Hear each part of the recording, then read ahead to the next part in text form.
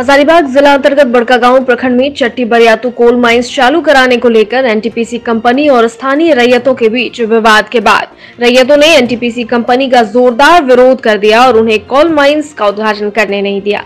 ग्रामीणों ने एनटीपीसी पदाधिकारियों के खिलाफ नारेबाजी की और उन्हें काम बंद करने का फरमान जारी किया।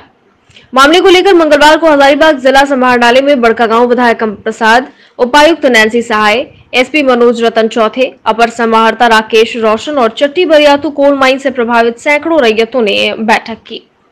बैठक में विधायक कमल प्रसाद ने कहा कि एनटीपीसी कंपनी रैयतों के साथ लगातार अंग्रेजी हुकूमत शासन जैसा व्यवहार कर रही है। उन्हें प्रति एकड़ मुआवजा मात्र 24 लाख रुपए देने का मौखिक रूप से वादा कर रही है और वहां गैर मजरूआ भूमि पर किसी प्रकार का कोई मुआवजा देने की बात नहीं कही गई है। विधायक ने कहा कि पिछले 20 सालों से एनटीपीसी बड़कागांव की जनता के साथ खिलवाड़ कर रही है। उनका जमीन जायदाद छीनकर उन्हें बेघर कर दिया है, जिसे आज बिना रोजगार, बिना घर-बार के दर-दर ठोकर खाने को बेबस हो रहे हैं। जब से बड़कागांव में एनटीपीसी कंपनी अपना पांव रखी है, तब से किसी तरह का कोई कानून जनता के पक्ष में लागू नहीं करती। मनमाने तरीके से जमीन अधिग्रहण करती है और उन पर अपना काम जबरन तरीके से प्रारंभ कर देती है। विधायक ने कहा कि जब तक एनटीपीसी कंपनी रैयतों को उचित मुआवजा और नौकरी नहीं देती है, तब तक अनवरत आंदोलन जारी रहेगा। उपायुक्त नैन्सी सहाय ने कहा कि एनटीपीसी कंपनी के पदाधिकारियों से दस्तावेजों की मांग की गई है। फिलहाल उनका कार्य भी रोका गया है। चट्टी बरियातू कोल माइंस चालू होने से 15 गांव के लोग विस्थापित होंगे। उन्हें बसाने की योजना, नौकरी की योजना सहित अन्य मूलभूत सुविधा देकर उन्हें विस्थापित किया जाएगा, जिसे विस्थापित लोग बेहतर तरीके से अपने जीवन यापन कर सकेंगे। हजारीबाग से प्रमोद खंडेलवाल की रिपोर्ट। बैठक में क्या कुछ मुद्दों पर विशेष चर्चा की गई?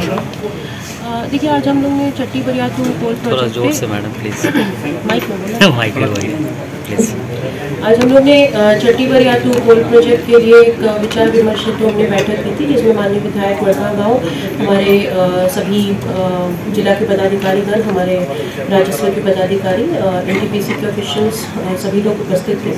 कुछ मुद्दों पे हम लोगों ने, जिसपे जनरली लोगों का एक जो कंसर्न रहता है कुछ एक्ट को लेकर, कोल बेयरिंग एक्ट और 2013 का जो रिहैबिलिटेशन एक्ट है, उस पर हम लोगों ने काफ़ी डिटेल में चर्चा की। सभी एक्ट के पॉइंट्स पे हमने डिस्कशन किया। कुछ चीज़ें जो निकल कर आई हैं वो मतलब एक पॉलिसी लेवल डिसीजन है, तो उस पर आगे की जैसा डायरेक्शन होगा वैसा हम लोग करेंगे। इसके अलावा जो कंपनी के द्वारा जो भी रिहैबिलिटेशन किया जा रहा है या आरएनआर की पॉलिसी है, सीएसआर किया जा रहा है, उससे संबंधित हमने उनसे डिटेल ब्यौरा मांगा है, ताकि हम लोगों को भी बता पाए पारदर्शी तरीके से कि क्या क्या चीज़ें उनके लिए की जा रही है या आगे क्या उनकी प्लानिंग है।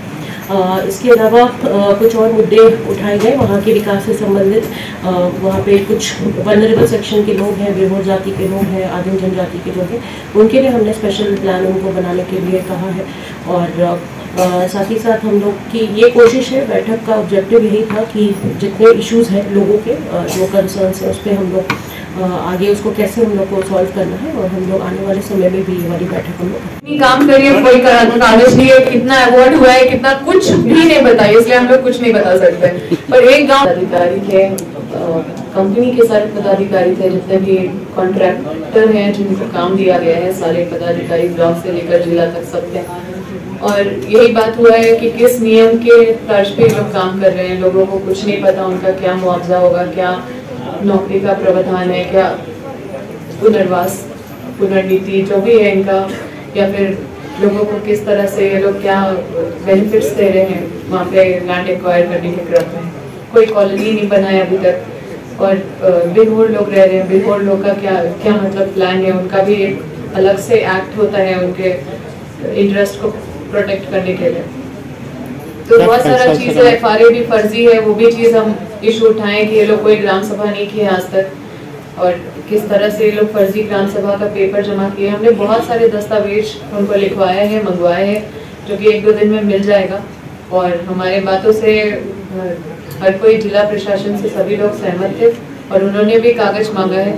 हर चीज़ इन लोगों के पास कोई कागज नहीं था, हर चीज़ ये लोग अपने मौखिक रूप में जवाब दे रहे थे, जैसे मुआवजा बोलते हैं 24 लाख देंगे। GM लैंड का पैसा ये लोग का कोई प्लान नहीं है, क्योंकि 2013 अगर लागू होगा तो GM लैंड का पैसा मिलेगा। और ये लोग का जो तर्क है बहुत ही मतलब हवाबाजी वाला ही है सारा चीज़। तो हम लोगों ने पूछा है कि जो भी आप बोल रहे हैं वो किस कानून के हिसाब से बोल रहे हैं, कहाँ पे इस तरह का एग्रीमेंट हुआ है। क्योंकि कोल बेरिंग एक्ट भी अगर आप बोलते हैं तो दो तरह का चीज़ होता है। एक होता है कि या तो आप समझौता कर लें इंडिविजुअल बेसिस में, कितना पैसा आप ले रहे हैं वो आपस में डिस्कस कर लें, या तो सरकार के साथ एग्रीमेंट होता है, या तो एक और वो एक कॉम्पिटेंट अथॉरिटी होता है जो डिटरमाइन करता है कंपनसेशन।